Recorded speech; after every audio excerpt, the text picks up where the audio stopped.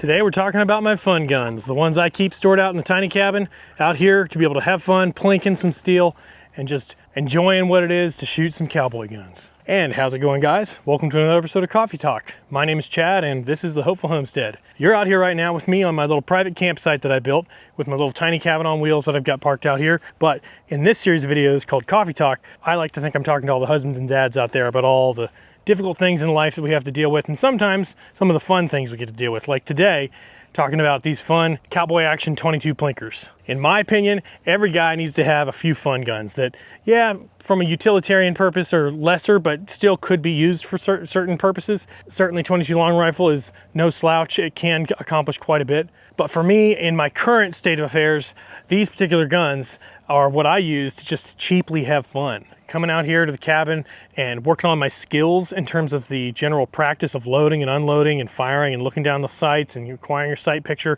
all of those mechanics that are the same, because when I'm out here actually doing work and stuff, I'm carrying big old 45 Colt revolvers and lever guns. And while I do practice with those as well, I don't as much because the ammunition for that costs over $1 a round typically. Whereas with 22 long rifle, you can get a box of 400 plus rounds for maybe 15, 20 bucks. And so coming out here and practicing and having fun, hitting some steel with 22 long rifle and cycling through the action on some single action revolvers and, you know, running the lever on a lever gun and just rapid firing, it's just so much fun. So today I'm showing you all of my 22 Plinkers that I keep out here in the cabin. And some of you guys have seen some videos already where I've shown these on my channel, but I haven't actually gone through and shown you exactly which ones I have, what they are, and why I chose them.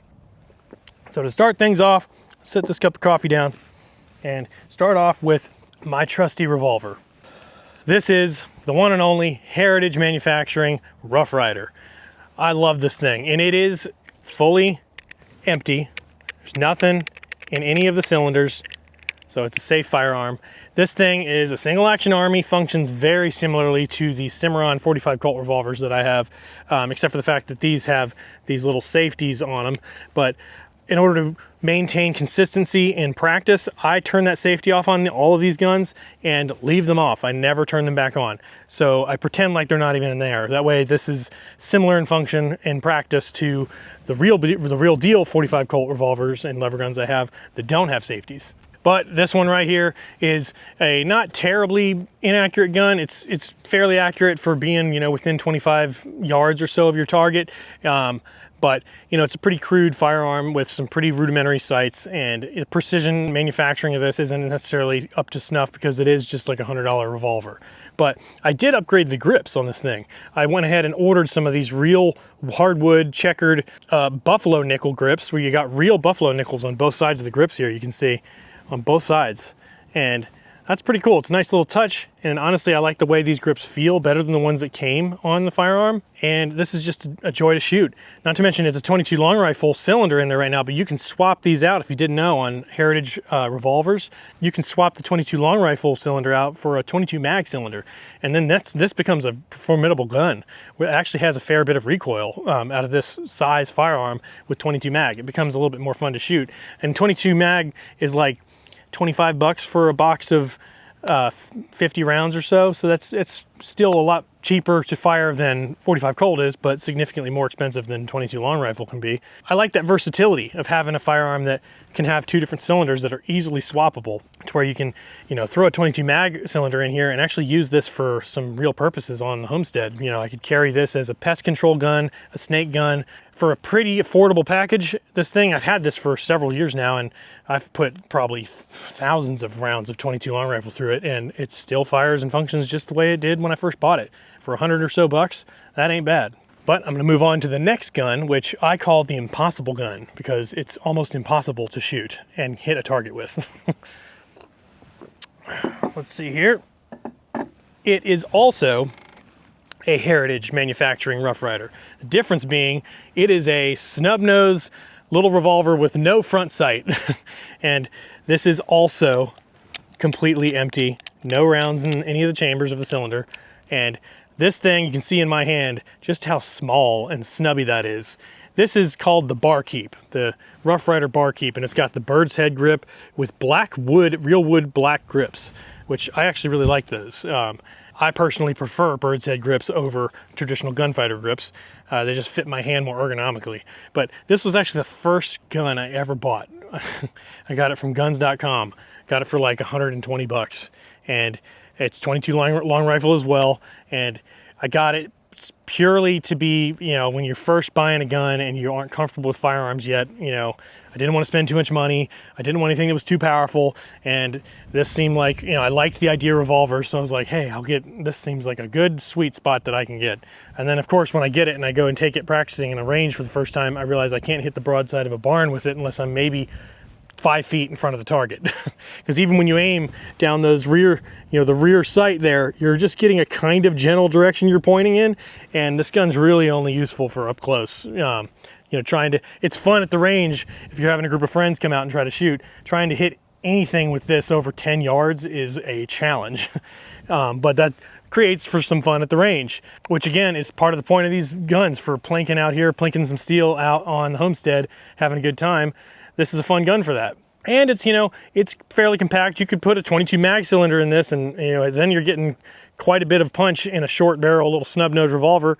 It's an all steel gun, so it's a little heavy for pocketability. You could do it. It just won't be very comfortable. But you could throw this in your boot. You could put this in a little waistband holster. And if you're, you know, if you're carrying a bag, if you have a purse, if you're a female woman, you can carry this. I gave this to my wife for a while before switching her out to a different gun. This was her concealed carry that she had with a 22 mag cylinder in it for up close and personal, you know, encounters where someone's attacking. You can grab that thing and press it up against them and fire, and this thing will go boom. You know, it's for a cheap gun. It's, you know, a lot of fun and has some practicality to it. You know, if you don't have too high of a budget and you just want something that can get the job done, you know, right here, 22 long rifle and 22 mag, little snub nose, a lot of fun. And moving on to the final gun of the bunch. For now, at least, right? I've got a few other little 22s that I've got saved in my cart online that I'm excited to be able to get at some point here in the future. But for right now, this is my trusty Rossi Rio Bravo 22 long rifle lever gun. It is, for what I paid for it, I got this used on guns.com. I buy a lot of guns from guns.com and just pick them up at FFL transfer locations, because the prices there are hard to beat, to be honest. This was used and looked like new condition, and it's fired like a gem, no problem. I have no issues with it. Got this thing for like, I think it was like 80 bucks. It was ridiculously cheap for what this is. 16-inch barrel lever gun. That's real wood. It's not plastic or anything. You know, it's a real wood stock, real wood furniture. Steel sights. You know, I think it's an alloy receiver here. You know, they got to save some money somewhere to get that low of a price point, but this is completely empty as well, just so you know. But this is dovetailed right here for scopes if you want them, but it does have rear buckhorn sights and a front sight with a brass bead that is very easy to get a sight picture of. And this thing's incredibly accurate. You know, you can put rounds down range and hit targets pretty easily, smack some lead on some steel and have a lot of fun with it. At some pretty good distances. I mean, this thing is pretty accurate. I think the longest shot I've made with it is about 100 yards. You know, and that's pretty good for something this cheap that's not necessarily machined to be a precision firearm. But at close range, you know, sitting there at 25 yards or less, plinking some steel, hitting some small targets, this thing is fun to set a bunch of fruit out on my shooting stands and just take out apples, take out, you know, soda cans, you know, all kinds of stuff. It's a fun gun for that. And you can load, just has the tube that you load, you know, from the top or in this little opening here. You can load all the 22 long rifle in there. And I think it holds like 18 or 20 rounds, if I remember correctly, which is a lot of fun. And very cheap to just, you know, rapid fire. This is a great way to practice the actual action of keeping your sight picture and racking and firing over and over again in a fast manner with a lever gun, so that you really get the mechanics of how that whole motion affects the gun moving on your shoulder, affects the sight picture as it's moving. You can practice the mechanics of that and get pretty good at it, and then move over to your 45 Colt, you know, lever gun and be able to practice with a little bit more of the mechanics sort of nailed down already with cheap firing. You can run through hundreds of rounds for very cheap doing this and get really proficient at it, and then move on to practice with fewer rounds and fewer cost with your actual firearm you plan to defend your family with. But that's gonna do it today for these guns. These are my COWBOY Action 22 Plinker fun guns. I enjoy them a lot. They spend a lot of time out here on these little targets over here by the campsite, just having some fun. They're the first guns I grab when I bring some friends over to shoot for the first time. These are always the introductory guns that I teach them how to shoot cowboy guns with, so they get used to it before moving up to the 45s. They always have fun with these. And for the cost that these things are, you can't beat it for the amount of fun and the amount of good training experience people can have with them as well. But that's going to do it for today's video. Thanks for watching. I appreciate you being here. Hit the like button and subscribe if you haven't already. And if you feel like sticking around, I've got another video right here that's all about why I love revolvers and lever guns and why I'm just a wood, steel, and soul kind of guy. So click on that and I'll see you over there in that video. Thanks for being here, guys, and thanks for watching.